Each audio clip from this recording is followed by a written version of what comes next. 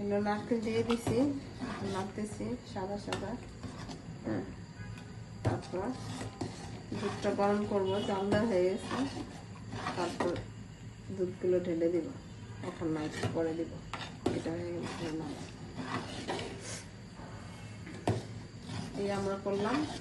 এটা হলো ক্ষীর, ভাতের চাল দিয়ে, খেজুরের গুড় দিয়ে আর নারকেল দিয়ে ক্ষীর রান্না। পায়েস না আলাদা, সেটা হলো পোলার চাল দিয়ে। পোলার চালের মধ্যে শুধু চালটা ফুটায় একদম গাঢ় করে জাল দিতে ফুটে যায়, তারপর ওটা হলো পায়েস হয়ে যায়। অনেক পায়েসে বলে, অনেক ফিন্নি বলে, এটাকে বলে ক্ষীর। এটা মধ্যে দুধ দিব, তখন নামিয়ে ফেলবো, নামিয়ে ফেলে দুধটা গরম করবো, তারপর দিব। এই যে আমাদের ক্ষীর হয়ে গেছে পারফেক্ট।